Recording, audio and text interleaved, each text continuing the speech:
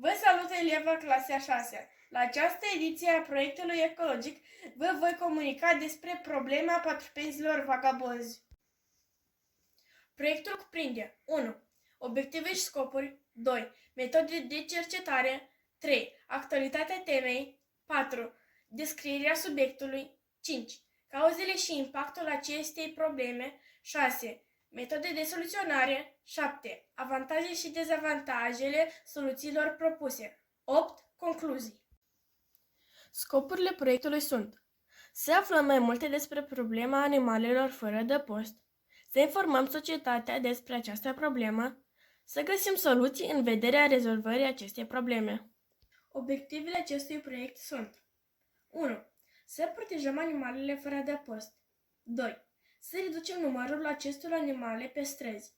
3. Să sensibilizăm societatea cu privire la această problemă.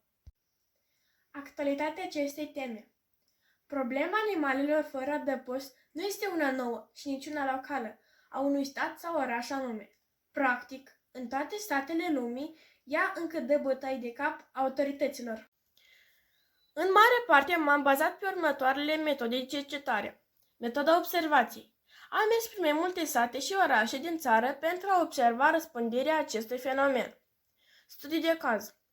Am vizitat câteva aziluri de animale din orașul Orhei și Chișinău și experți în domeniu care m-au condus spre ideea că acest fenomen este alarmant și necesită o studiere minuțioasă.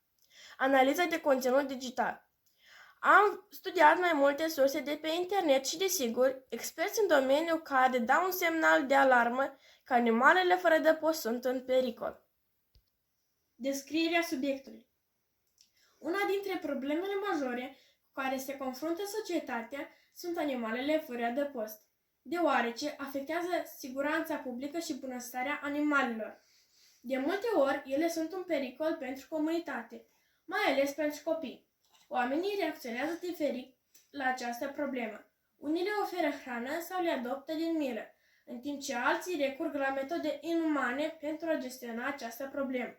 La moment, nici autoritățile și nici ONG-urile de profil nu pot indica un număr exact al animalelor fără adăpost. Cauzele apariției acestui fenomen pe străzi pornesc de la simpla irresponsabilitate a deținătorilor de animale de companie, până la incapacitatea autorităților de a gestiona această problemă. Impactul acestei probleme asupra mediului și asupra comunității este unul negativ, deoarece 1. Pune în pericol sănătatea publică. 2. Contaminează mediul prin depunerea excrementelor în zonele locuite de oameni. 3. Apar probleme legate de factorii de deranj, lătrat, urlet, interacțiuni negative. 4. Cauzează prejudiciu rezultat din accidente rutiere. Metode de soluționare. Problema animalelor fără adăpost este una majoră și este nevoie de implementarea și aplicarea mai multor soluții optime în vederea reducerii numărului de animale pe străzi. 1. Luarea la evidență a animalelor fără adăpost. 2. Promovarea sterilizării și vaccinării acestor animale.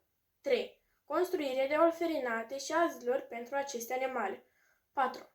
Promovarea adopțiilor prin crearea de diferite platforme pe rețelele de socializare.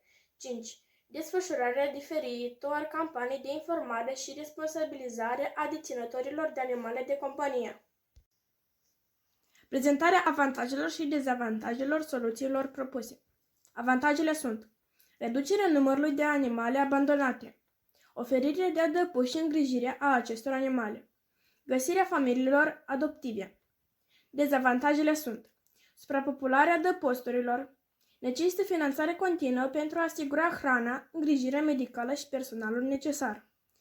Nu toate animalele sunt adoptate, ceea ce poate duce la perioade lungi de ședere în adăpost. În concluzie, pot spune că problema câinilor și pisicilor fără adăpost necesită o monitorizare sistematică, deoarece ele se confruntă cu foamea, boli, expunerea la condiții meteo extreme și riscul de a deveni victime ale abuzului.